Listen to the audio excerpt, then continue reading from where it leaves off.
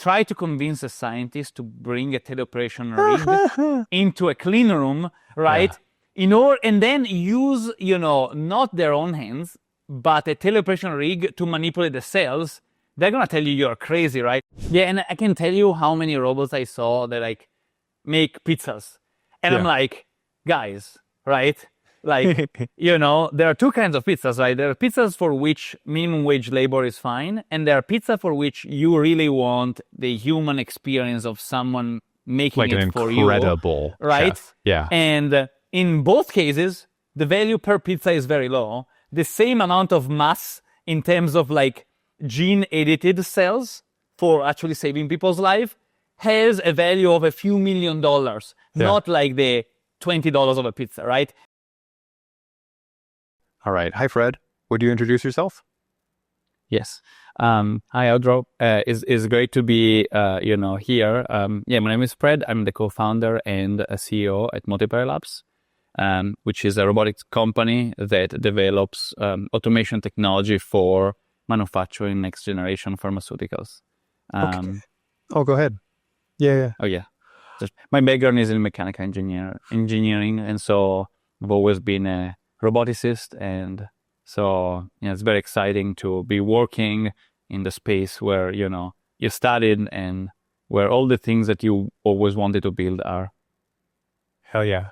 Yeah, it's so cool. And we met in like, I don't even know, it might have been like 2014 or something, and I came to MIT while you were doing your PhD.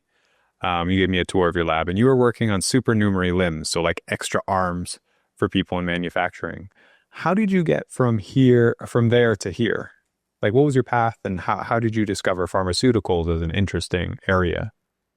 Yeah, that's a very interesting, maybe unusual story, but so my dream has always been to build robots, and that's all I always wanted to do. And I guess I knew I was not patient enough to be a professor, so that was like off the table.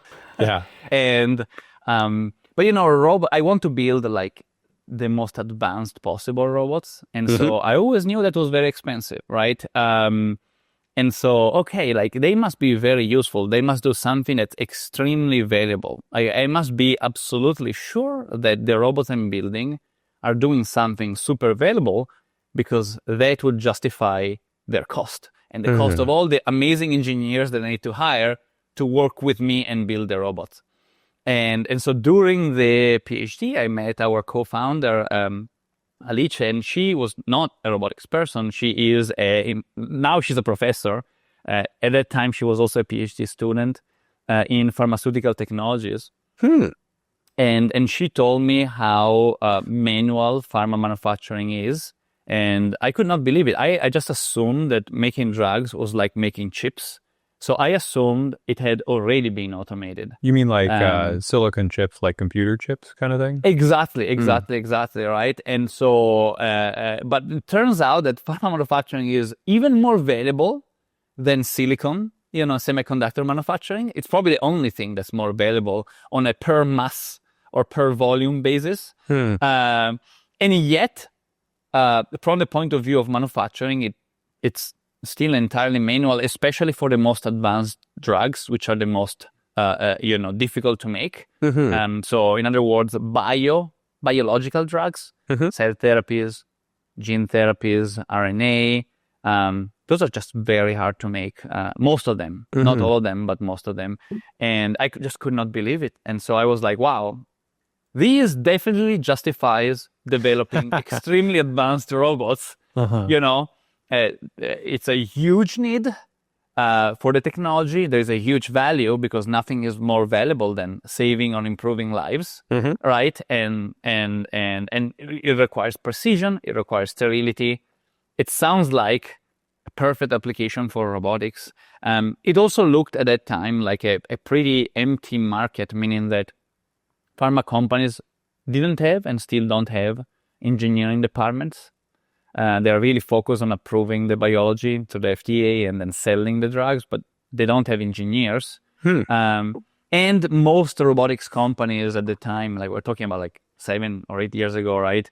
Most robotics companies then were focusing on lab automation. That was something that was non-regulated. So they were focusing on non-FDA stuff because they were afraid, of the FDA. And we thought, wait a minute, like FDA compliant manufacturing is where the value is, because those are the drugs that go to patients. And those are the drugs where you really need to be sterile. So they're the ones where robots are the most useful. So that's how, it came to be. And so we started multiple labs to address that need through the most cutting edge possible robotics. So very different from my PhD, but I have to say the PhD research on supernumerary robotic limbs, it taught me, everything I know about robotics. And so it was just about, okay, how do I apply that in a way that can help the most people, and quite frankly, let us develop the most advanced possible robotic technology. I love it. To us, I'll be building robots anyways, so it's about what are the most useful robots I can build, provided that I'd be also building them, for free on my own, right? So that's how it started. Totally. And yeah, by going for the highest value area, then you have the most justification for the most advanced robot and the best people. So you can pay their salaries and all the things like this. Yes, I just hate to be constrained by, there's no budget for that sensor or for that material.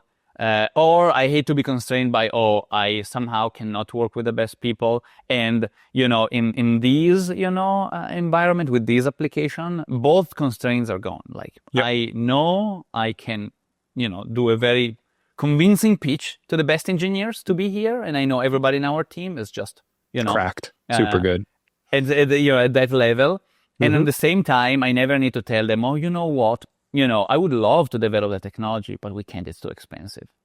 It's never the problem in such a high value field. If the robots work, pretty much any price will do, because the robots are, basically making such valuable things.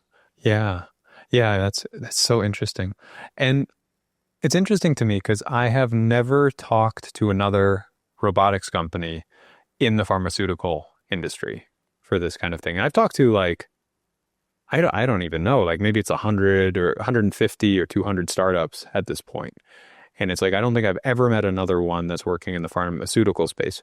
Why do you think that is? Just they're scared away by the very large frustrations of dealing with the FDA, or they're just not aware of it, or why do you think that is? I think there is maybe three things. One, yes, regulatory. There's a regulatory fear. B, biology. And biology, it's not like engineering yet. And so it's very scary to engineers. Why is that? What do you mean? And three, yes. So, and the third one was, it's just very different from the day-to-day experience of most people, right? So, but let's go back. So first, regulatory, right? Yes, traditionally, robotics people are, and engineers in general, mechanical software engineers, they're just afraid of the FDA. They feel like it's something that they cannot control. Investors are also terrified by the FDA, and so long cycles and everything. Right? So the venture world is divided in two. There is people that invest in FDA stuff, life science investors, and then everything else is lumped under tech investors. So a tech investor can invest in nuclear fusion or in financial services, and that's totally fine, but they will not touch approving new drugs going to the FDA. So that's how scary that is. So that was the first obstacle. Luckily, from our point of view, we actually provide technology to the pharma companies. So it is the pharma companies that still approve the drugs and run their facilities. But at least we were not afraid to operate in this area, in this market, which I think a lot of people are still held back by that fear. The second part was essentially biology. So to an engineer, biology is like black magic, right? I agree. Yes. And honestly, even to a scientist, it's just, from a scientist point of view, it's all they know. So I think they think it's normal that everything is black magic. But from an different than engineer's point of engineering. view, right? Like I can, honestly, like it is easier to go to Mars. Like we know we can go to Mars. It's just how many $1 million it would take, right? Yes. But we know we can do it, right? Finding a single drug that treats Alzheimer's, nobody on the planet can guarantee that. Mm-hmm. Right? Yeah, you don't know how big of a sinkhole that investment's needed. And I would definitely say more billions have been invested into find a cure for Alzheimer's than going on Mars. And I think we're way closer to going on Mars, probably. Wow. And so like biology is hard. It's basically alien technology that we don't fully understand. And so it is extremely scary for an engineer to put the success of their company and their technology in the hands of substantially opaque, mysterious alien technology, i.e. biology, right? So people much rather do, hey, if I develop this, whatever payment, app, I know I can do it. It's just, a market, you can build a crank that makes money, I feel like much more easily. In biology, you might have the best science and the best current knowledge, and you do the clinical trial and it fails and you're screwed, right? Yeah, oh, sorry, totally. I don't know if we can say that in the podcast. Oh, say whatever. Like, doesn't matter. Swear, do whatever you like. You are in trouble. You're in deep, deep trouble. Your company might be worth zero, like not minus 10%. It might be worth zero, even with the best science behind it, because the biology is not yet fully understood. Yes. But so what you're doing, so on number 2, what you're doing is something different. You're not developing the drugs per se. You're developing the technology that makes the drugs. So like you're selling the shovels to the companies to go build to do their gold rush of drug development. True, but it's a very safe shovel that we're selling, meaning that because we know and deeply respect, right? We're humble engineers, meaning that we never walk into the rooms and tell the pharma companies, you know what, you're going to change your biology in order to fit it to our robots. Yeah. Right? We do literally the opposite. We're like, hey guys, we know robotics is easier than biology. Therefore, we will build a robotic system that adapts to your process, right? So that if you spend 10 years developing this process, and if the only thing by trial and error that works, we are not going to modify it. We will teach our robots to replicate it, of course, more efficiently, with more sterility. And with robots, too. Right? Right? They are robots. They do that very well. But we adapt the lower risk area, robotics, to the higher risk area, biology. The other way around would not work. Yep. So effectively, our technology has baked in it the assumption or the knowledge that biology is black magic, and you do not want to mess with black magic. Yeah. That's so funny. Yeah, like we have these spells and we know they work, and therefore we do that over every time. Versus and finding that spell took years of effort from the brightest minds in the space, and in most cases they actually discovered it by accident. Yeah, it's amazing that seems to be a frequent medical thing where it's the discoveries by accident, or they just notice something and they're like, why is that? Okay. And then point 3, did you want to touch on in more detail or? Yeah, it's the difference with the lived experiences. So a lot of robotics people, obviously they are absorbed by robotics. And so they never think. So they're like, well, what are my daily problems except for robotics? I need to fold my clothes, clean my house, right?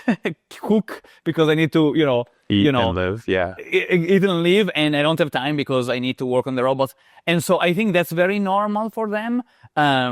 And it was normal for me as well. I had absolutely no clue. It was more intuitive for me to develop wearable robots than to develop, robots for pharmaceutical processes. I had to meet our co-founder and she told me I would have never come up with that idea on my own. Mm-hmm. That's awesome, though. I mean, it's like you stumbled on a massive problem and then you went, that could be really valuable. And then that can make it so you can remove those constraints you mentioned. And then you went into this area. It's really awesome. I feel like the way I've been thinking of it for a while is it's like technology or I don't know, computers, robots, these kinds of things, and biology are like the two things that the future is built on. Yep. And I feel pretty knowledgeable about robotics. I know nothing about biology. And it's cool that you sit right in the middle Yep. of this. I don't know. It's very exciting. We love it. We can learn a lot. We get to be at the edge of inorganic technology, robotics, hardware and software.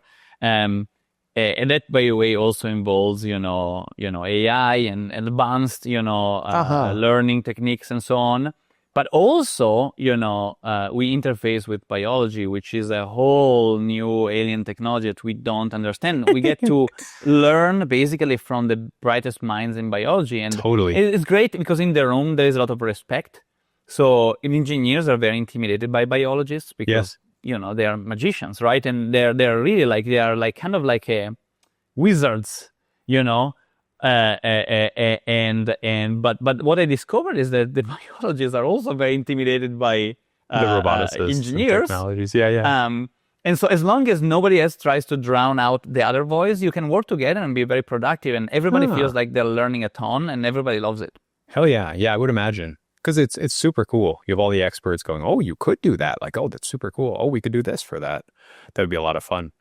Tell me about, because I don't know almost anything about pharmaceuticals. Tell me about what you mean by next-gen pharmaceuticals. Like, what are they? You mentioned them at the beginning, but how do you make them? What are the processes involved? Like, conceptually, how should I understand these to understand later what your robots are doing? Yeah, no, super important. And, keep in mind, if there is someone, a scientist or a biologist listening, keep in mind that this is a mechanical engineer's interpretation and simplification, right? So having said that, effectively, there is a degree of complexity in all medicines, in all, drugs. And so the simplest one are the ones they're called small molecule, drugs. And they're essentially chemicals that are so simple you can actually synthesize them with chemical reactions. Okay. Right. So small molecules, just a few, limited number, let's say, these of atoms, right? And you can just, it is chemistry. You just mix them. You can like put it together artificially. You can start making with that method some more complicated molecules that are typical of life. I guess some biological molecules, not just simple small molecule chemicals, but what you can synthesize artificially is very limited. When you actually get into like antibodies that are, gigantic, from the point of view of just how very complexity, complex structures, right? Yeah. Like you actually cannot synthesize that stuff. You have to use a genetically engineered organism and convince it to make that thing for you. So you're effectively using life as a factory because our technology is not advanced enough to synthesize those type of molecules. Okay, so you said small molecules. So that's the first one. The second one, this one that we're synthesizing with life as a factory. What's that one called? Large molecules, right? And that, for example, a typical example is antibodies, right? You don't synthesize that chemically. You ask a genetically engineered organism, right, in a vat to make as much as possible, and then you blend them, you destroy them, and then you filter out only the antibodies or what you want. That target, It's crazy. Entity. But it gets worse. Okay. What if your drug is not a molecule, however big? What if the drug is a cell? Okay. So right? Just like a living cell. Yeah. So my knowledge is super. Molecules would make up cells. Is that true? Like you would have a cell being composed of many molecules. Okay. I don't know how they're related. You can say it that way. Yeah. Basically many, I guess, millions of them. And so, probably. Because the cell is an organism, it's now living, it can duplicate, right? Yeah, so how do you make those? For sure. And carry out a ton of things, right? And so again, we cannot synthesize cells from scratch, right? And so in the case of cell therapy, you start from the cells of the patient, right? Like, a blood sample or a sample of another tissue, or the cells of a donor, So the raw material is itself living, and then you genetically engineer that, right, to perform a particular function. Crazy. Okay. And when we say we genetically engineer it, what does that mean? Like you expose it to specific conditions that make it express in a specific way that's desirable? Is it something like that? Like you expose it to this and you expose it to that, and somehow it turns it into whatever it is you want? Yeah, exactly. And so, for example, cell therapy right now, the most common ones, there are already a few of them approved, about a dozen. And so, you gene modified cell therapies, you start from a blood sample of the patient, right? Mm-hmm. You separate out a subset, typically of immune cells, but it can also be other cells.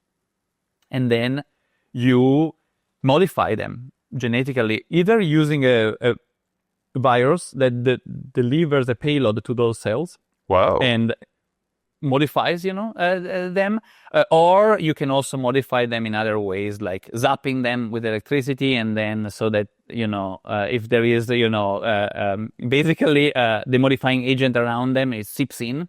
Yeah. And so, and then the cell now, has been modified. It's your cell, if you're the patient or the donor. It has now been modified genetically, so it can maybe get a new receptor.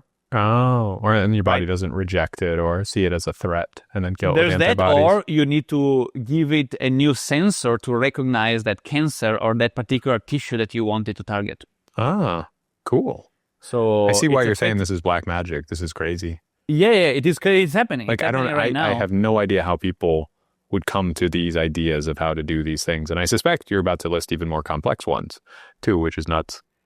I mean, this is kind of like the pinnacle. And the idea is, what if you could edit that cell in multiple ways? And so giving them multiple, receptors, or, so effectively you're treating the cell like a little robot. Yep. But it's a robot we cannot build.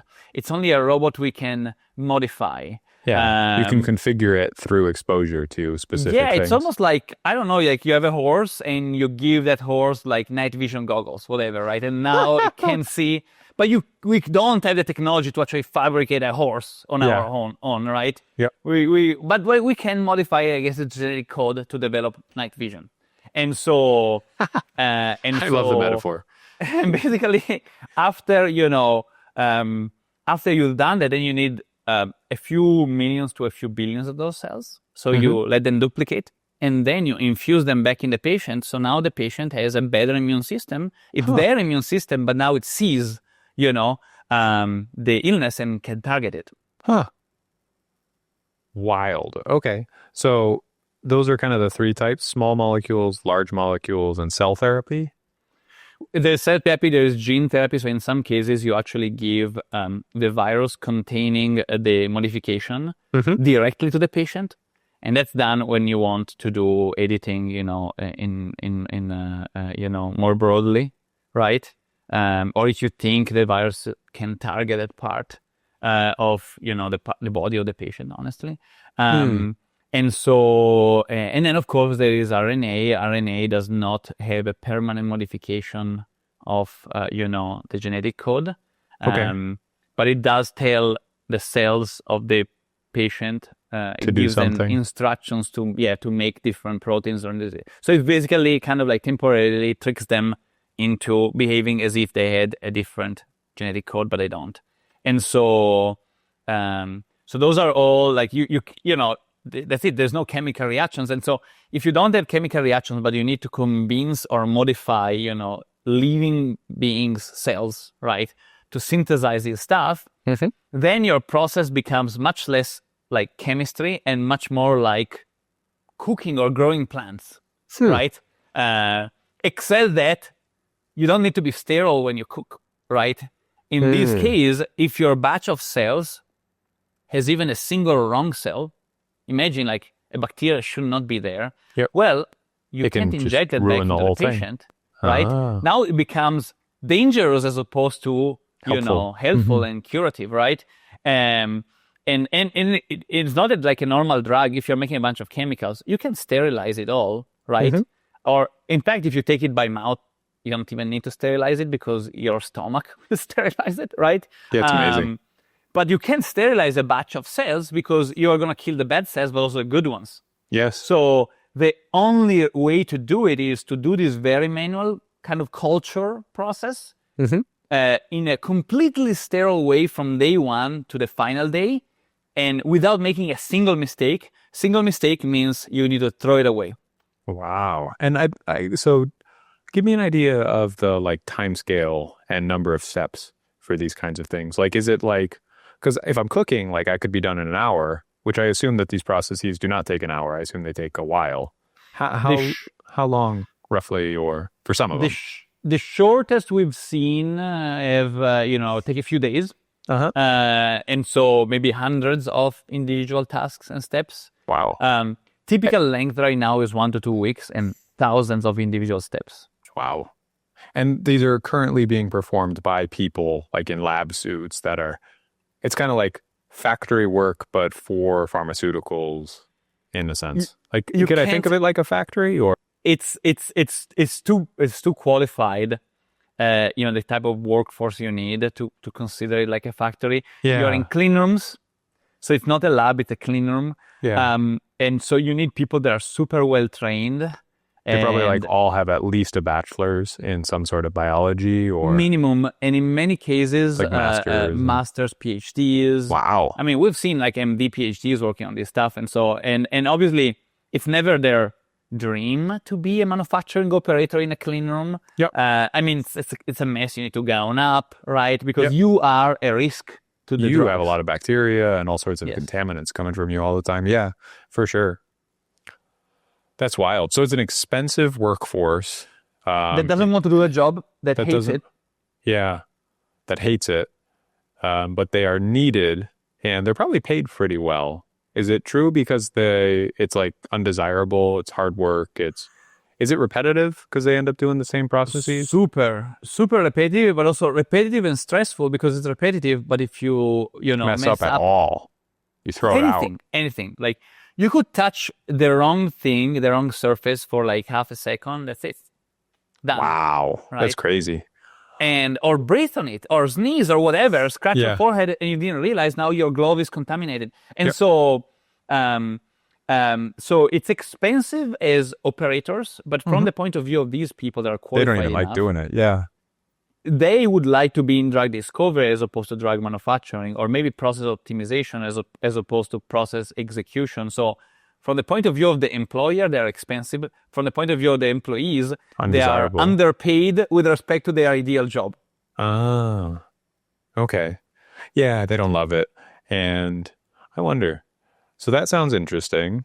You have all these people doing this. I was thinking factory as in like series of steps where people are doing repetitive work, not necessarily the skill of, because there's some skilled manufacturing also.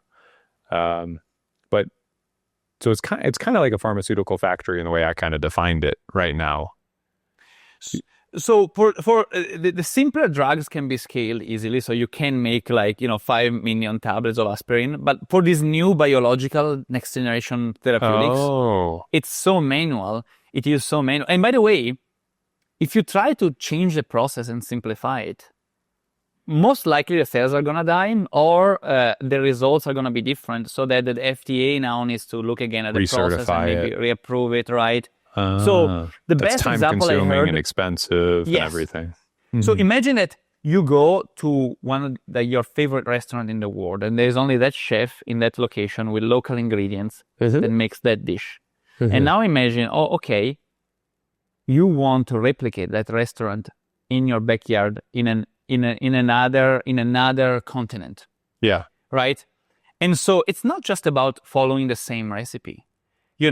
You also need, first of all, you need to have the same skill of the chef, and the same implicit knowledge that they have about their process. But even if you have that, you need the same ingredients. Yeah. And even the same tomato seed, if you plant it outside of your house as opposed to the other continent, it's going to be different sun, different soil. The tomato is going to taste different. So any change to the process when life is involved, right, Yep. when biology is involved, results inevitably in something that has different taste, right? Yeah. And it's good if you're talking about wine. or food that you can appreciate the variation. But if you're talking about a drug that goes inside of you, you really don't want to see, oh, what's the flavor of the day, right? Yes. Yeah.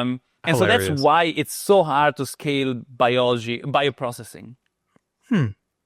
Yeah, because it's like what I'm imagining is like a really difficult optimization problem to go from beginning to end process or to the medication being developed. And you can introduce an uncertainty at every level when you change anything. So it's like Yes. you have drugs made in one spot because they've learned how to make it there and they can quality control it a lot more easily. And they've nailed down their supply lines and all sorts of things like this. So you don't make it somewhere different. So it just sounds it sounds like a very thorny set of problems with a lot of implicitly defined relationships between all the steps that we don't understand if they're important or not. So it makes it very hard to automate from an engineering perspective where we just go, you kind of like you have this wiggly path that gets from one spot to another. And we just want to make a straight line from there, from start to end. But they need to go through all those wiggly steps because they're not exactly sure where there's the errors that they are avoiding. Exactly. Actually, that's exactly it. Like, it would be simple for an engineer to say, oh, it's a wiggly path. Let me draw a straight line.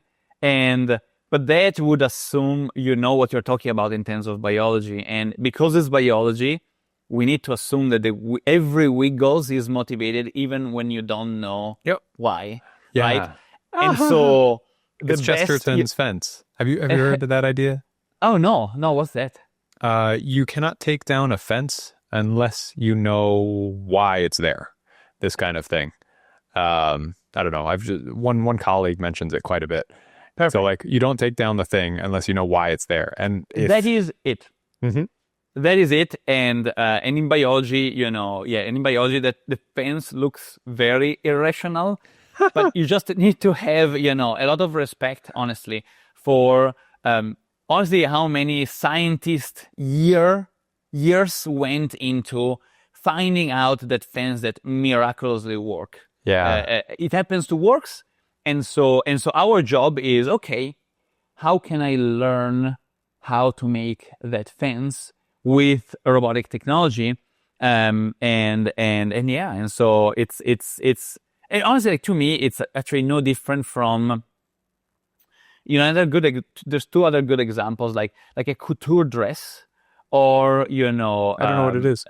Like, like a high fashion dress. Oh, yeah. Right? There's dozens of artisans that do that, right? And then the stitching and so on, right? And so you could simplify it a lot, right? But it will not look the same, right? Because, like they developed that to appeal to the taste of the time for that season or whatever, right? And so how can you do that at scale? Right now it's clearly not possible in high fashion to get to every single person the same quality at scale. You need to teach a robot to be as skilled as the artisan, right? Because any simplification would come at a cost in terms of, in that case, the aesthetic, I guess. Value. It's not the same thing, basically, as that was being made. Correct. And so we need to do that in biology. And in fact, the price point and the value and the cost of an advanced next generation drug is similar to the top high fashion, dresses. Yeah. And yet our challenge is to make that high fashion available to everybody and affordable to everybody. And so the level of refinement you need in robotics to take that product and not change it, not ruin it, but still scale it, that's a big robotics challenge. I bet. Yeah, it sounds very, very hard. Okay. So I feel like I get that making drugs is really, really complex. And there's a lot of steps and it's very difficult and time consuming and you need sanitation the whole way through. What do your robots do? How are they involved in this whole thing? What kinds of tasks are they doing? And how are you working with the pharmaceutical companies for different drugs? So essentially the most important thing for us is not messing with the biology. And so instead of designing new instruments or new ways to manipulate, the cells or the biology, we teach the robots to do exactly what the scientists are doing, right? So we teach the robots to use the same instruments, the same reagents. Reagents are typically, liquids containing, reagents or molecules that the cells need, right? And consumables. So consumables are typically sets of boxes, bags, tubes that the cells are in contact with, right? And you use them once and you throw them away because they need to be sterile, right? And you can never have the cells of two patients being in contact, right? So the most important part for us is robots that use the same instruments, the same consumables, and the same reagents. So we have a very modular system because every pharma company uses a different set of instruments or consumables or reagents. And so we basically imagine like a set of robotic arms surrounded by a set of modules or cubes, kind of like two shelves on the sides.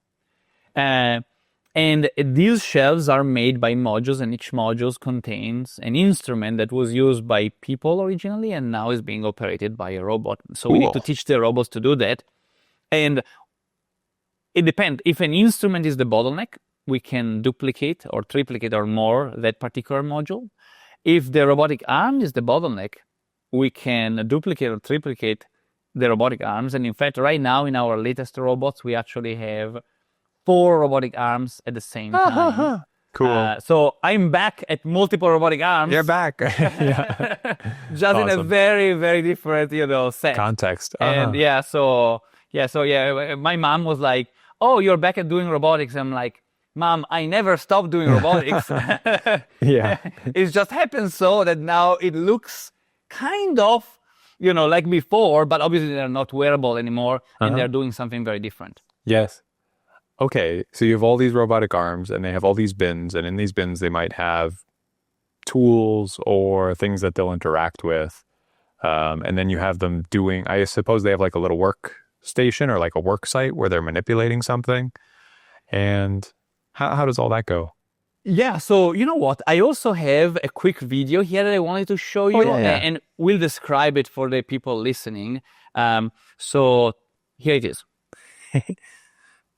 Okay. And so on the left, you can see the manual process. So scientists doing stuff by hand. And on the right, you can see the robotic process, and in particular, a robotic arm on a rail, surrounded by these bays or modules, right? And every module, every kind of like space opening on the sides of the robotic arm contains a particular instrument. And so the robotic arm is handling syringes and vials and so on, and the same way that the person is doing it, but now in a much more repeatable and sterile way. And so, you kind of see like human touch points. People are touching everything, of course, when they need to, handle stuff manually. But the robots has 0 human touch points, and human touch points are the number one source of contamination and errors, right? And so obviously the robot doesn't breathe, right? It's much easier to filter the air, and control the air quality inside the robotic system. So it's effectively a much, more repeatable and more sterile process. And so this example only contains a single robotic arm, but I have another example with all 4. So I'm going to switch I'd love now. to see that. Okay, here it is. Ooh, down the ceiling. I love it. Yes. So the ceiling is such a good spot for robots. Yes, we need to cram so many robotic arms that we need to put a few on the ceilings and a few on the floor. The ones on the floor are also on a rail. Sometimes there is also a vertical axis. Yep. The ones on the ceiling are stationary, but they're still quite helpful. And I bet. So here you can see 3 moving. Oh, by the way, see, this is imperfection that we need to inject to convince people that, this is not a render. So we always add at least a frame or a sequence with people around them, so people see that this is true. Super cool. And so yes, these are the multiple robotic arms, and in this case, a single robotic arm could do the same, right? Yeah. But it would be slower. Yes, for sure. Yeah, you might as well make it faster for sure. And then it becomes a more interesting problem too, because you have to parallelize them and then you get to work on some of that awesome tech that you like for all of this. Exactly. So what about, for example, avoidance of collisions, right? What about optimizing the plans for multiple robotic arms that are Yeah. interfacing with, a dozen or two different modules? So Hmm. the plan space becomes, Huge. exponentially complicated. And so there's a lot of optimization there that, our software team, works on. And yeah, so this is all very exciting. But it's also a very, very valuable and very impactful application. And so we just enjoy that intersection between top robotics and also top, good impact, positive impact in society. Hell yeah. Love it. That is so cool. Okay, so I see that these are doing a bunch of similar tasks to what people would do. The Yes, thing, yeah, go ahead. yeah, it's even it's more than just similar. Sorry, I stopped No, go sharing ahead. now. It is like they need to be The same. equivalent. They need to be statistically equivalent by virtue of measuring the biology and the effects on the cells. If the robots are not statistically equivalent to the scientist, we are messing with the biology and we have a problem. Cool. So how do you evaluate if they're statistically equivalent? I'm imagining like you look at the results and you make a distribution of it in some form, and then you see if the distributions look similar. So it might be Yes. like we generate this many cells for this batch and this many of them are of high quality. And then you compare across many runs, and if the distributions look similar, then you say that's the same, we're good. Is it It's something like true. that? It is exactly that, but it is another layer of complexity, which is biology is very Random. unpredictable, even with these, checks in places. And so what you need to do is you need to start from the same cells, donor cells, human cells, and Oh, so you we have split them do them. it and you compare A and A kind of Yes. thing. So, and Ah, we do at the same time from the same donor, from the yep. same cell bag, And you in do the it in same both room, and you see that you right? get similar. The manual Cool. process and the robotic process. Because if you did it with different starting cells, the variability might be caused by the cells, Yep. right? Because maybe one patient was different from the other. We don't know, Yeah, right? probably. And so you need to always have a control right there So you and just prove split it in that, two. Yeah, yes, that is super cool. Very clever. Um, I imagine with enough data, you wouldn't need to do that approach. But the thing is, if you are just starting or if it's expensive or time consuming, say you have like a 300 step in process where you don't want to do it to get there every time, this approach probably makes a lot of sense to kind of converge on the results quickly and tune your systems quickly. yeah, and from the engineering point of view, it might look like a lot of work, but from the biology point of view, like it's like, oh my God, we can't believe we just need to prove equivalence this way, and it only takes 2 months of testing. So that's really like the Huge win. speed of light for pharma. Yes, and by Wow. the way, we That's are the so only. funny. Yeah, yeah, yeah. It's crazy. And so we're the only company that has ever published peer-reviewed data.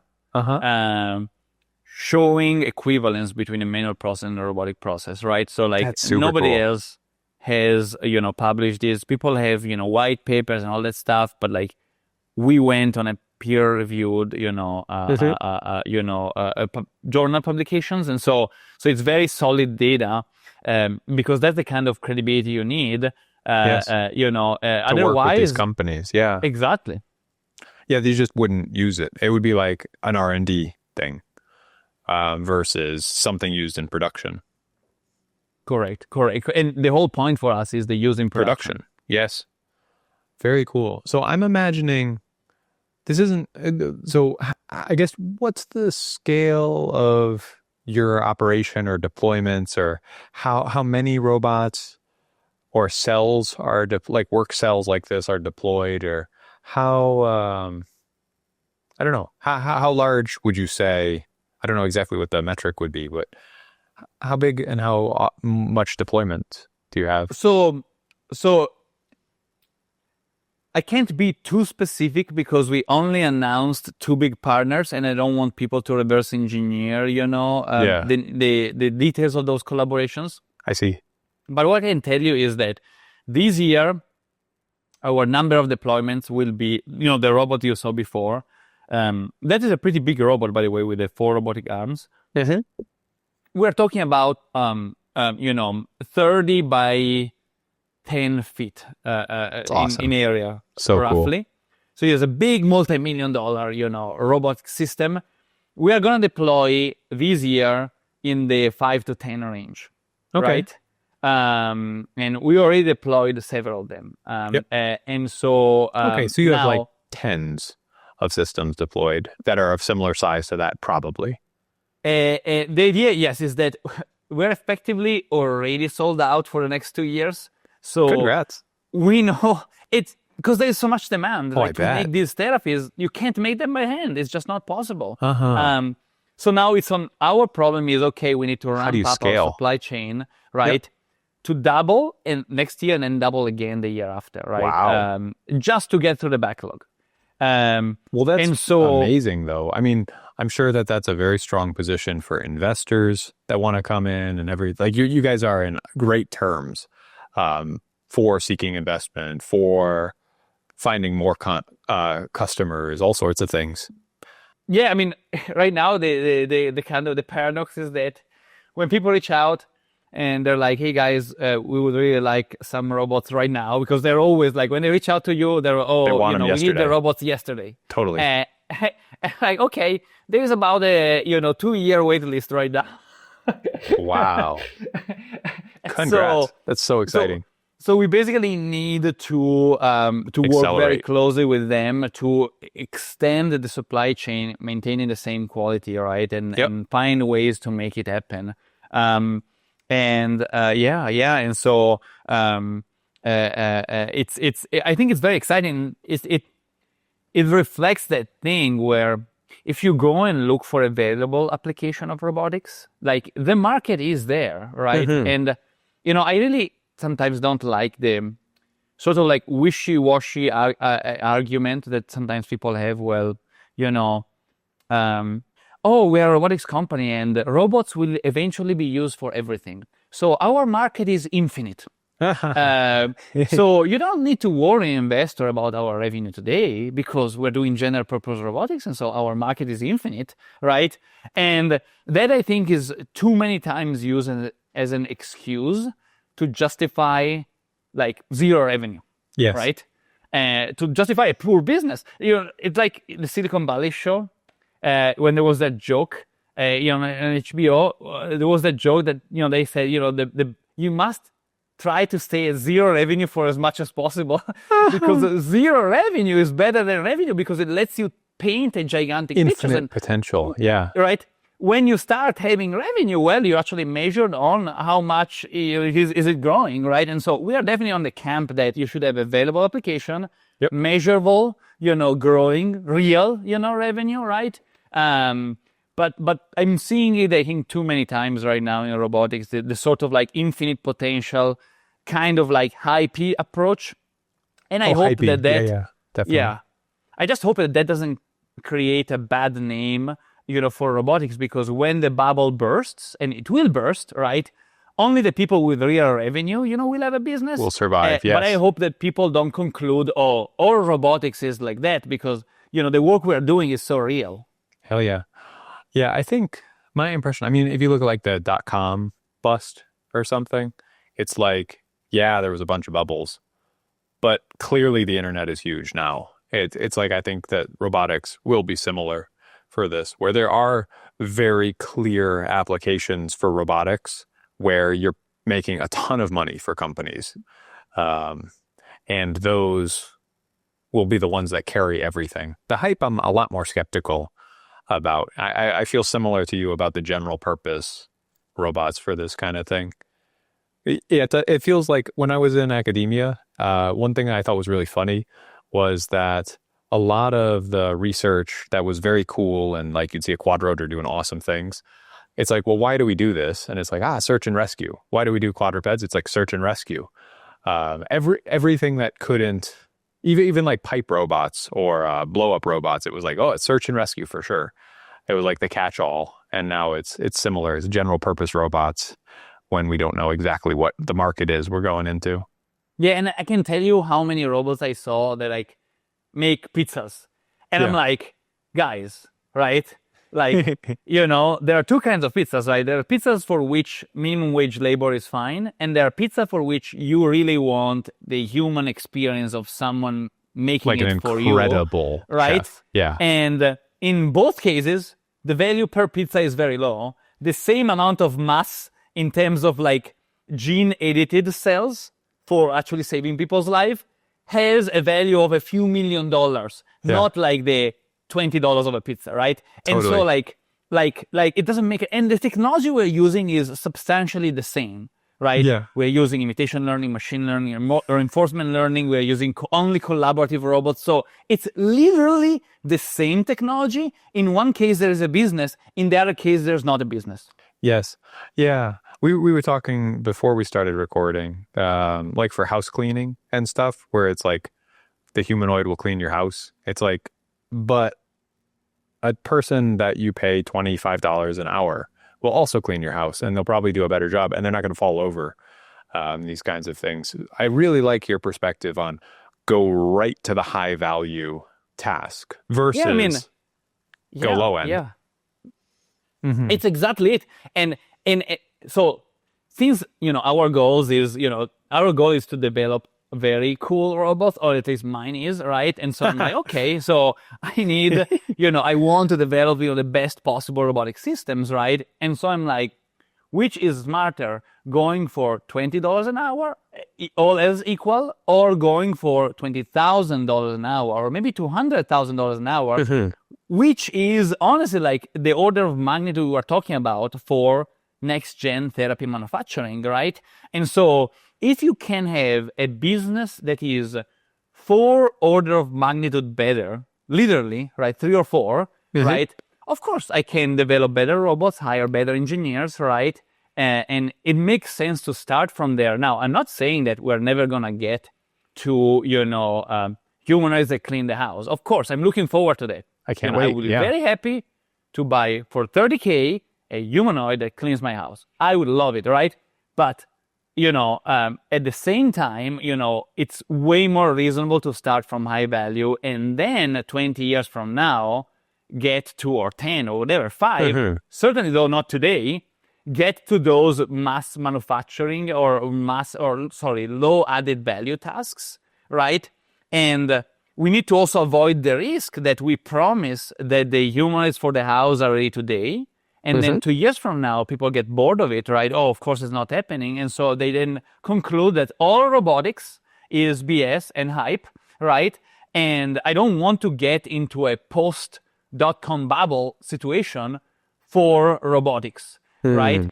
And I think with AI, with digital AI, like large language models, they are useful enough that I am pretty sure there will be some disillusionment, but it's not going to go back to zero. Yeah. But the ChatGPT moment for robotics has not arrived yet. And so I just don't want to go back into a robotic winter because people were promising cheap humanoid to sweep the floor and could not deliver businesses that could do that. Yeah. I wonder, my perspective on this is thinking about the autonomous cars and all the hype around that.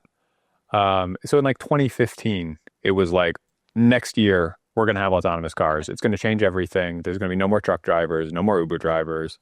All transportation will be revolutionized.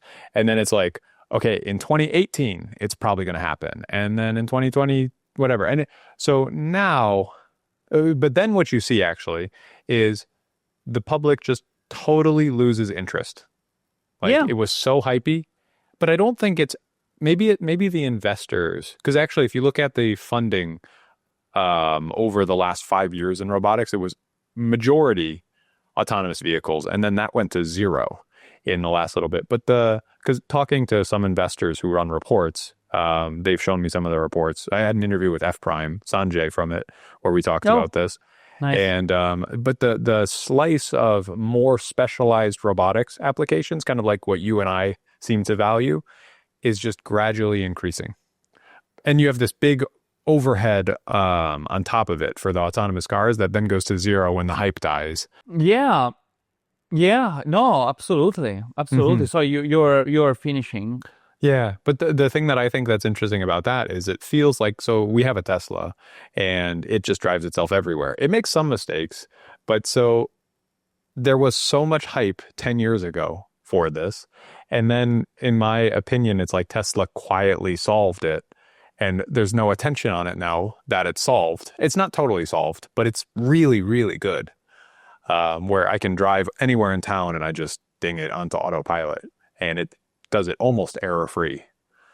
But I wonder if it'll be similar to this. But yes, what do you think? It is true, but keep in mind, so who survived, all right, Very out of few. the hype, right? Waymo and Tesla, Yeah. right? Pretty much, right? And Yeah. Zoox. I don't know much about Zoox. And Cruise, I think, is basically dead. Yeah. Mm-hmm. And so, I mean, I had several friends working there and nobody works there anymore. And so, nobody of my friends, right? And so, so the idea here is, when you hype and overhype, all these companies were in, right? In kind of like hyping this so much, then the public, that's already very jaded, because, when you get promise a lot of things that they don't happen, I think it's natural to be skeptical, right? Yes, for sure. And so public loses interest. Investors, even though they love to say that they are decoupled from public markets and public sentiment, they are right. like carbon copies. In fact, I would say they are amplifiers. Yeah, I think so too. Right? Hilarious. Like they try to be as sensitive as possible to the public trends. Yep. And so basically investment dries up and 99% of companies die. The only ones who survived are Tesla, because basically Elon can raise infinite cheap capital, right? But that's not an industry thing. That's an Elon thing, right? I agree. He has infinite access to capital. Therefore, he can fund self-driving Anything. forever, right? And they Waymo, just make good cars anyways, too. So like even if they didn't do the self-driving, it's like it's still a good car. Correct, but the self-driving on its own would have not been a Yes. sustaining business, right? It was a self-sustaining business. It was saved by this infinite access to capital. And the same for Waymo, right? Because it's Google. With Google, And right? And the same for Zoox that was bought by Amazon. So so basically when disillusionment sets in post-hype, everyone dies if they don't attach to a larger entity that funds them. Unless you have infinite money, and obviously that's not a reasonable plan to say, you know what, I'm going to do robotics and hype it up and then try to attach myself to an infinite source of money. Like, that's not a business plan. And so some businesses are made to be bought, which I don't really like, but it is happening. But then say that you just want an exit as rapid as possible because you know you're going to die and the only way to not die is to be bought, right?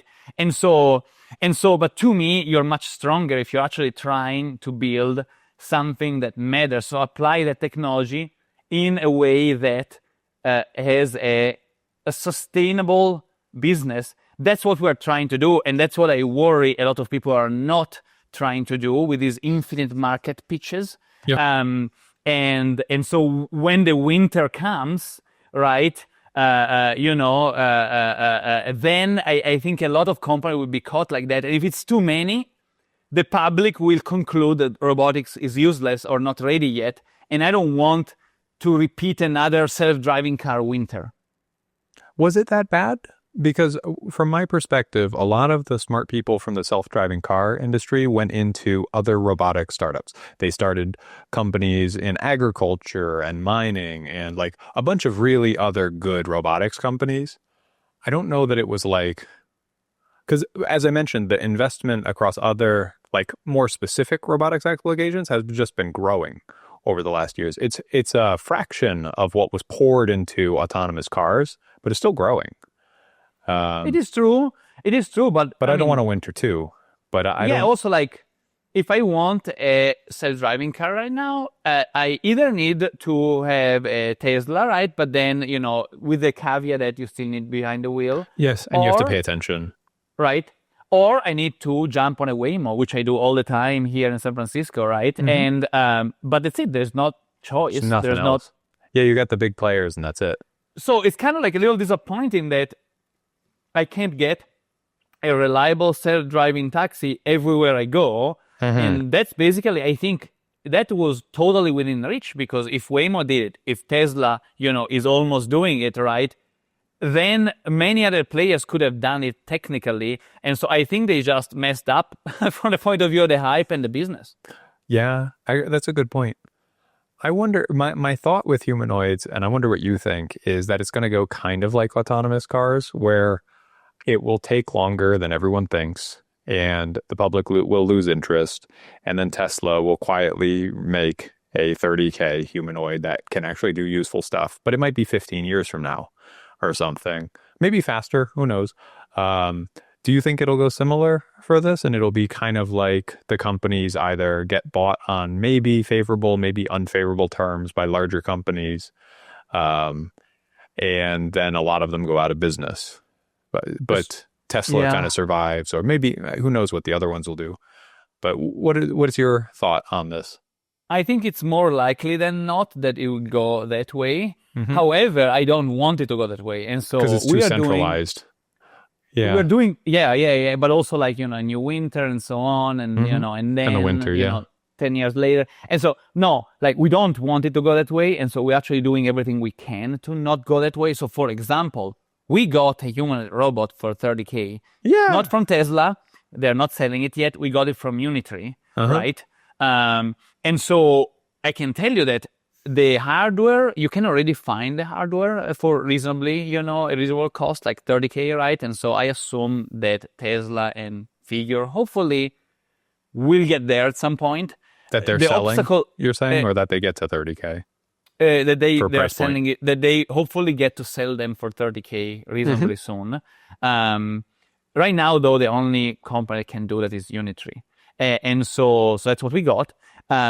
So the constraint right now is actually not the hardware. The constraint is the software that nobody, like the humanoid is not very useful, even though it's fully functional hardware-wise. Yeah. Because you need to teach it to you useful stuff. And so we are basically experimenting to use humanoids in conjunction with our robotic systems. And the idea is inside our robotic system is completely autonomous with all those robotic arms. Yep. And the humanoids are not good enough. Exactly, outside. So the biggest bottleneck right now is loading and unloading. That's still done manually. I was going to guess that. That's pretty funny. Yeah. Right? And so if you now have people kind of bored to death loading and unloading, a bunch of carts, and cartridges into a robotic system, well, can I use humanoids? I think the hardware is good enough. And so now I'm not pitching to you, potential customer, potential pharma company. I'm not pitching, you know what? I'm going to get a humanoid and I'm going to use it to do a bunch of like far-fetched stuff that we all know doesn't work yet. Now I'm going to tell you, we will use the general purpose humanoid that only costs 30K to pick and place boxes. So instead of having, 2 or 3 people, you have like 10 cheap humanoids doing that slowly, but I can do it with current technology. And that's actually very valuable to you because now your clean room doesn't have people. It only has robots loading other robots, right? And so I think the current technology can be deployed effectively with a solid business model in those applications. And I believe if there are enough of these applications, we can perhaps avoid the winter and the disillusionment where maybe people will be, humanoid for sweeping the floor is still far, but I can see humanoids being very useful for these high value add, applications. and so maybe it's not all to throw away. I really want to avoid that because that sort of public disillusionment slows down the technology a lot, and I don't want the development to slow down. I wonder though, I mean, I love the perspective, and I think it's so cool that you can have you said, do you think there were, so the humanoid loading and unloading, the other robotic system, how much per hour of value do you think they're creating? Just because I think you said a very high number, and I want to see if that's right, because that is crazy and inspiring if that's the case. Oh, the loading and unloading is not that. So, like, if we're talking about tens of thousands of dollars per hour, you are considering the throughput of the robotic system. Keep in mind that a single cell therapy right now is like around $400K all the way to $2 million per dose. Wow. So you're talking about a box of cells, like, imagine like a liter or, roughly a third to a quarter of a gallon, right? Yeah. A little milk one of those little boxes. Is $500,000, and we're making a lot of those things in parallel. Right? Holy cow. So imagine like we make, dozens or hundreds of them in parallel, and, they take, a few days to a couple of weeks, right? So the average throughput per hour is actually tens of thousands of dollars. Wow. Loading is just, you could load them manually. So I would say but you can extend the whole system. In some sense, you're making your system have softer boundaries with the rest of the world. Pharmaceutical company. Yeah, the rest of the world. So that's really cool. And that adds a lot of value because your system can just run continuously. Yes. And you don't have to rely on people and hiring issues and all sorts of other things that might occur, and sanitation risks that come with people for all this. Exactly. And so there is a place for humanoids. And now you might argue, well, Fred, do you really need legs? No, we don't need legs. We just need two arms, right? Yeah. You don't need a face. Those are just added for aesthetic purposes, right? You can put those. They're pretty cheap, so like, why not? You don't have to worry about manufacturing it. That's actually a big, valuable thing. Honestly, we're also evaluating different form factors for, general purpose, the loading and unloading general purpose robotic part. And provided that the hardware is cheap and we have two arms, because you need two arms to pick and place stuff, we're fine, right? It's just that technology, we believe we have found a very valuable application that I can sell today, with a, and in the future. And that I know customers will pay for because it's very available, right? If I was pitching you, you know what, I'm gonna ask a humanoid to clean your car, and you would have so many questions, and it would be unclear if or how much you'd be willing to pay me, right? Yeah, that would be funny. Cleans your car, does an okay job, and it costs $5K for this kind of thing or something. I don't know. Yeah, that'd be funny. Okay, so that's really cool. I like that perspective a lot. I hope we can avoid any winters from that kind of thing. I think getting robots out there is probably the way to do that. With this, it does seem like humanoids in a pharma lab toting things around, while it is high value and it does involve humanoids, maybe your videos and things like this will expose it more, but like, I didn't know anything about this really before. How do you expose, because there's so much like humanoids doing side flips videos and things like this, versus humanoids doing useful work in like how do you attach this to the public perception of humanoids so that it doesn't burn when humanoids are not useful in tomorrow or in 1 year or whatever we're promised? Honestly, to tell the truth, I don't care about the public's perception. Yeah. I really don't care about the public's perception. The idea is I don't do this because I want to shape the perception. I do this because I want to develop the best possible robotics. And right now, that means using humanoids for simple stuff that you can simulate, like pick and place. And that means using the non-humanoids, the multiple robotic arms inside our system to carry out the complicated tasks the same way the scientists will carry them out. And so super important for us to learn from expert demonstration. And my point of view is if I build something that works, produces, life-saving therapies, and is obviously commercially successful, that will itself shape the public's perception. I am not trying to chase or align to some, ideas that the public got from, something, some movie all the or hype and everything. Right? Or I guess too fickle in a sense. or I guess I am trying to chase that idea, but it's in my mind, and and I'm the robotics guy, and Yeah. since I'm building robots, right, I get to say how they look like and what they do, Yep. and yeah, and if the public wants to build different robots, they're welcome. I love more robotics companies, Yes, totally. but it must work in the end. And sometimes chasing too much, for example, I hate when people edit their robotic videos and have a ton of cuts, Yeah, and I'm for like, sure. you're just chasing an idea in the minds of people, Yep. and it will turn against you the moment they realize it doesn't work yet. And so Yeah. for me, number one is I need to build something I'm confident it will work. Mm-hmm. Hell yeah. So one thing that I wanted to make sure we talk about. So how do you train your robot to do things like the human does? So you mentioned that you can do statistical analysis and you split the material and then you look at before and after, or at the human's version and the robot's version. And that's a way of kind of seeing if you've matched it. But how do you teach your robot to do these different steps? So thank you so much for asking that question, because it's probably our number one priority right now from the robotics R&D point of view. Mm-hmm. So the idea is, okay, the robots work, they manufacture the drugs, we're going to expand the supply chain so we can make, as many as the market wants. But then those robots, when they're deployed in pharma companies, they need to learn a lot of processes, tens, hundreds of processes. And because biology is black magic, right?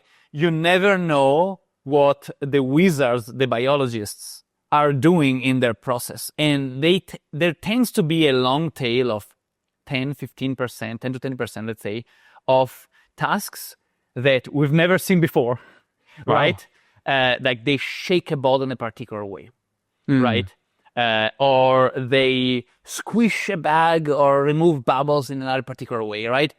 And those are basically artisans. They're almost like artists at work. Like there's that particularly skilled scientist that somehow has figured out that if you do that to the cells will have that reaction, which is sometimes key to the performance of the drug. And so our problem after we deploy enough hardware is how do we make that hardware maximally useful to all these processes and scientists, right? And companies, right? Without requiring an infinite number of engineers. Because if I go from 10 customers to 100 customers, I cannot 10x the engineers, right? Yeah, for sure. And send them to learn from the scientists, right? So this is actually a very Tesla-like situation where once you deploy a ton of hardware, there must be a way to use that hardware to collect data and then auto-add new features, right? So that effectively every new deployment increases your database and increases your functionality so that you get better and better by virtue of your scale. And the answer to that for us is called imitation learning, right? So effectively what we do is we collect from the pharma companies, they send it to us, right? Hundreds or thousands of hours of videos of scientists performing the process, which is very easy to collect in the current manual manufacturing floor, right? Just imagine you have a bunch of people doing their job. You just get a lot of video of that. Plentiful, easy, cheap to collect. And then via imitation learning, we extract from those, long form videos, dozens, hundreds of examples for every single task. And once we have the examples, we can then train a robot to have a control policy by imitation learning or other techniques to effectively replicate that task within the bounds of the manufacturing facility, right? Or, or the bound of the specific process. And effectively the robots are able to auto-learn those tasks. And this is super important because you must, like a lot of people ask us, well, can you just simulate, that? Well, you can't because simulation doesn't contain thing. Yeah, the biology is absent from the physics-based simulations. Yeah. So what we're actually reverse engineering is the implicit model that the scientists have in their mind of the biology, and that informs their action. This is not written. Sometimes it's not even done at an aware level, Yep. But the best scientists kind of like have figured out what works for the cells. Yeah. And we need the robots to figure that out as well. And modern, imitation learning or machine learning or, AI techniques work very well to discover intrinsic patterns, provided that you have enough data. So that's Yes. why the video data is plentiful enough. We can get enough to be able to extract implicit knowledge. With any less plentiful data, you probably are not going to have enough to extract the implicit knowledge. Yeah. So that's such an interesting idea. So video, the reason for video is because it's accessible. It's because it's easy to set up a camera and to record it and to have them do it, or they might already be doing it. And then you can take that, chop it up, label it, do things. That's really a very cool thing. And it seems like so many companies are working on a similar problem, which is how do you teach robots to do things in a general way? So you think video is the good way to do that? How do you map what the human is doing to what the robot should be doing in video? Like I'm imagining you run a pose detector that assumes what the person is doing in 3D and you kind of infer from there, and you have to maybe have human annotators slice the video. So you say, this is when they're doing this step, and you kind of file it somewhere so you can group those steps similarly, or?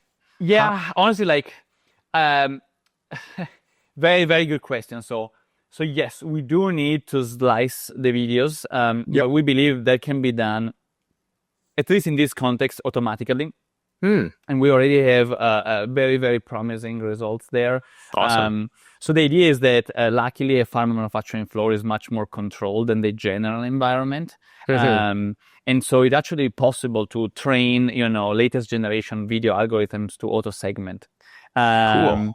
And in fact, it's even better. Like you can actually provide examples of non-tasks, so that those are like auto-labeled on their own. Yeah. But then the algorithm can also say, oh, actually, this thing that was not similar to any of your examples, this thing has been repeated 100 times. So it is perhaps, a new So category. there's similar paths through state space in every demonstration. And so thus you're learning something more general from it. Exactly. And so that's super important. Super cool. The auto segmentation, and then there is trajectory extraction, and then there is the training of a control policy. And we have very specific pipeline for this, tools and pipelines for all of them. When we can, we use off the shelf. When we can't, we also develop our own stuff. The most important part here is plentiful data. And so the problem is that so video is good because it's very simple to manipulate, and there are a lot of libraries to do it. But I can't go on YouTube and download 1,000 hours of cell therapy manufacturing, right?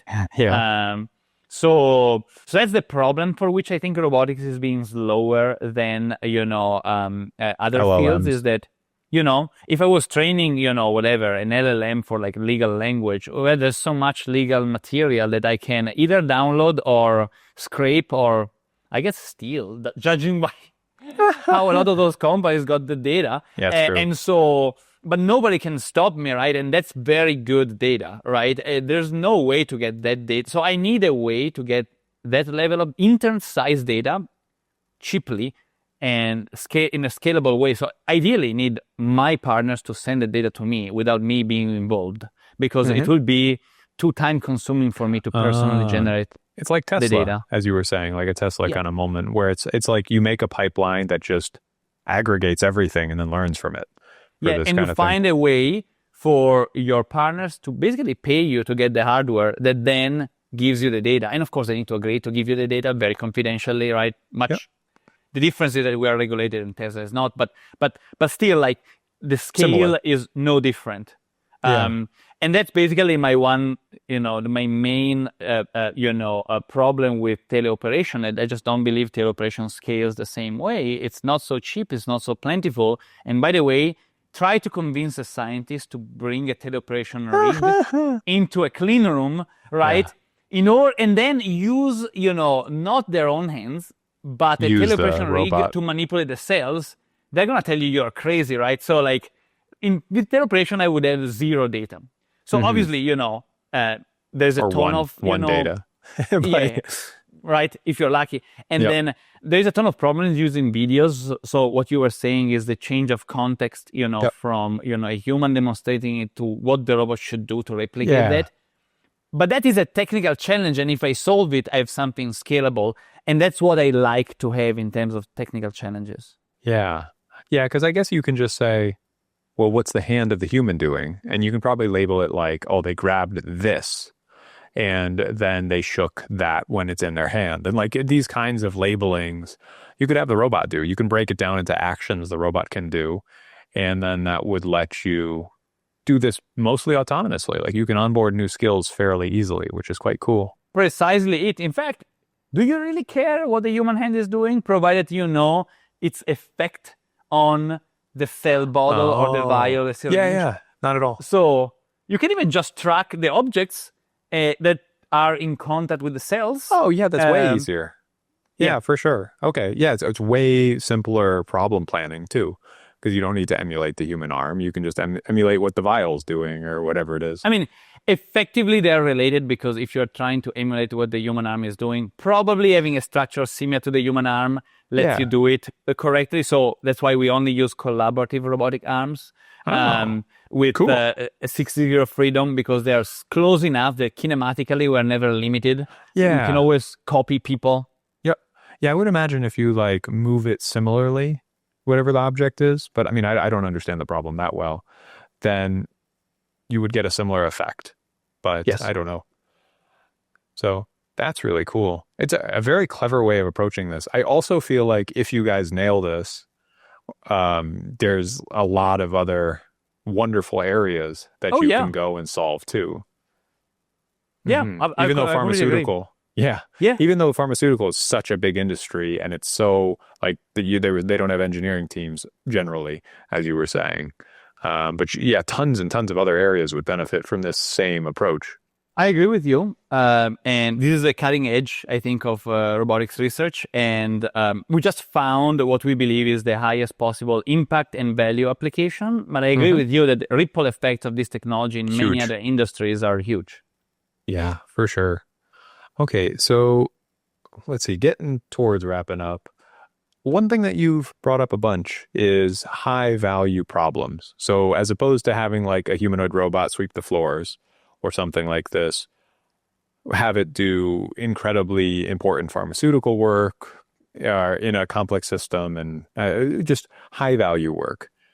How do you find high value problems for this kind of thing? Because I think a lot of people who are looking to start companies want to find high value problems, and then you can go talk to people and things, but it's hard to understand what are the true high value things, what are the real bottlenecks of the people that you're trying to serve. Do you have any thoughts on how to find these high value areas?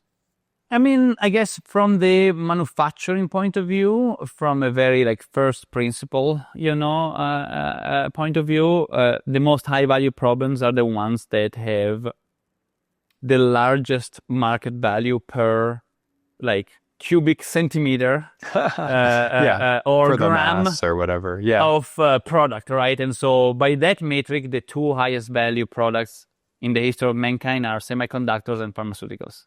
All right, way more valuable than gold. So that's basically how we found it out. And another way for high value problems would be to kind of evaluate, what is, I guess, the size of deals you can get, right? But that again, like you need to divide it by the number or volume or weight of products.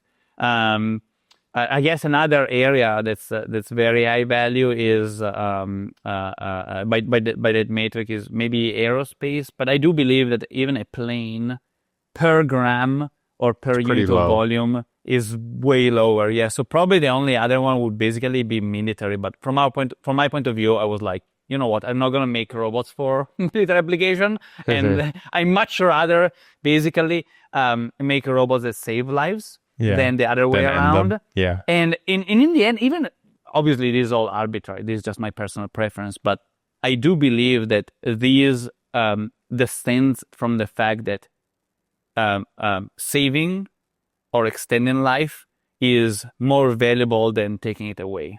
There's fundamentally, we are alive and we want to be alive and be healthy and be happy, and we're willing to pay way more for that than to somehow kill someone else. And so fundamentally, I also think it's a better business, but this was a more, basic decision for me. I want robots that help people. Yes, totally. Yeah. It's nice to work on something that adds value to people. And it's like, if you don't have health, you don't have anything really. Yeah. So I think making it so that we can extend the frontier of our medical system would be phenomenal. So that's what you guys are doing. Hell yeah. Okay. So wrapping up, do you have anything that you like for our watchers and listeners? What do you hope they take away from this whole conversation? Well, I mean, I think the most exciting thing for me is that, robotics right now is one of the hottest, areas of, technology in general. It is considered like the next frontier of AI because it's the application of AI to the physical world. And so I'm very happy because it used to not be like that even just a few years ago. I know, it's true. Yeah. Right. And so I'm like, yes, robotics is cool. And let's build the best possible robots and just, so I would just encourage people to build in robotics. And B, my caveats are be careful because you need to find, an application that justifies that level of technological advancement, because the worst thing we can do right now is to squander all this attention by making people think robotics is useless or not ready yet. So let's avoid that. The other thing I want to tell people is, there are so many cool applications of robotics that help people. And so I would like, I feel like there are so many applications and it's impossible for a single company to address all of them. And so I just encourage people to, get building. Hell yeah. Love it. And is there any places you'd like to point our listeners to? Any calls to action for people maybe interested in joining you guys, or anything you can think of there? I mean, for me, the areas where you have the most to learn are always the most interesting. And so from my point of view, like the intersection between robotics and bio is just so cool. Totally. And there is a lot of need of people that have a kind of an understanding of both areas right now. Those people are exceedingly rare. In fact, they almost don't exist. It's always a robotics person learns about biology or the other way around. But I would definitely point people, there is so much value and so many new things to discover in that intersection that I feel like people, it's just a very worthwhile, endeavor.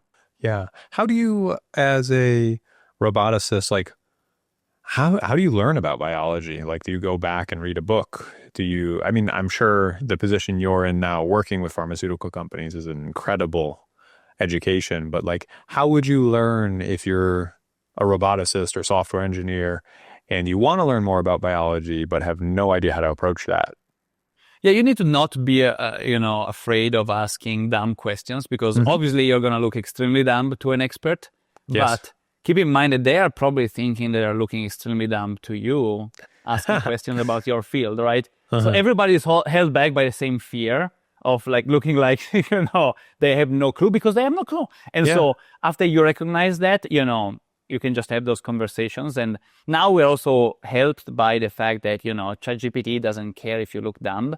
And they're pretty good, these new models to do like research and ask basic questions. And it's a very interactive way of learning that, pretty much I love. But I would say there is a limit to how much you can learn from an LLM, because it's too tailored to please you. And so I much rather, as soon as I have a question that might be dumb, but I think is very interesting to me, I much rather ask it to a person that I know knows in that space. And in return, I can answer their questions about my space, and we both win. Oh, yeah. That's awesome. All right. Thank you, Fred. It's been awesome talking with you. Thank you very much, Audrow. I really, really appreciate it. It was a great conversation. Oh, yeah. All right. Bye, everyone.